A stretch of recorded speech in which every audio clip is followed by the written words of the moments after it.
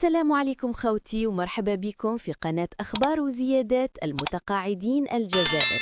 القناة اللي راح توصلكم آخر أخبار المتقاعدين في بلادنا، سواء العسكريين ولا المدنيين. هنا تلقاو جديد الزيادات، التثمين السنوي، المنح الاستثنائية والأثر الرجعي كامل من مصادر رسمية. ما تنساوش تديروا الجيم للفيديو وتشتركوا في القناة وتفعلوا الجرس باش يوصلكم كل جديد أول بأول. خليكم معنا ومرحبا بكم في عائلة أخبار وزيادات المتقاعدين الجزائر. اللهم صل وسلم وبارك على سيدنا محمد وعلى آله وصحبه أجمعين. السلام عليكم خوتي المتقاعدين، نتمنى تكونوا كامل بخير وعلى خير.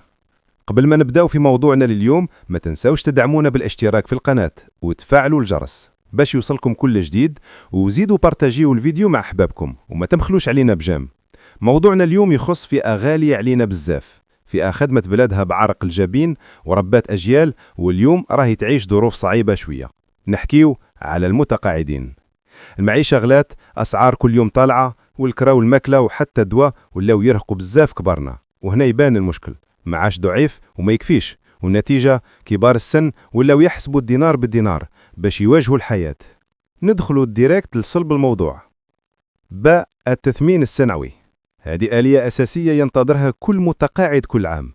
العام اللي فات كانت الزيادات بين 10% و 15%، بصح بزاف قالوا ما كفاتش بسبب الغلاء. التثمين يبدأ دايما من ماي ويتصرف بأثر رجعي حتى لو الإعلان جاء متأخر. والعام اللي فات كان استثناء وين المتقاعدين استفادوا من زيادتين، وهذه خلت الناس تطرح سؤال: هل راح يتعاود نفس السيناريو؟ باء الضريبة على المعاشات. القرار الأخير أعطى إعفاء للمعاشات لأقل من 30 ألف دينار، أما اللي فوق هذا السقف ما زالوا يخلصوا الضريبة. وزير العمل لمح باللي ممكن يتوسع الإعفاء حتى ل 42 ألف دينار، بصح التفاصيل مازال ما بانش. هل راح تكون تخفيضات بنسبة 30% ولا 50%؟ هذه الناس تستنى فيها. وهنا لازم نوضحوا، التثمين يتصرف بأثر رجعي، بصح الإعفاء الضريبي ما يطبقش بأثر رجعي.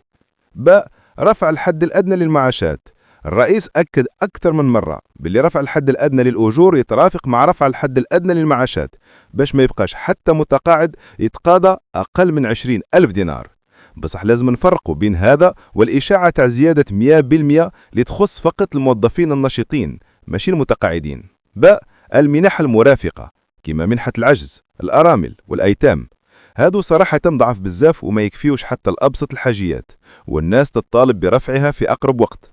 باء العدالة بين المتقاعدين. المتقاعدين الجدد يحسبوا لهم التثمين مباشرة، بصح القدامى ما زالوا يعانيوا من الفجوة الكبيرة بين المعاش والقدرة الشرائية، ولهذا بزاف يطالبوا بمراجعة شاملة للمنظومة لتحقيق العدالة. الشيء اللي يفرح هو أنه صوت المتقاعد الجزائري ولا مسموع أكثر من قبل.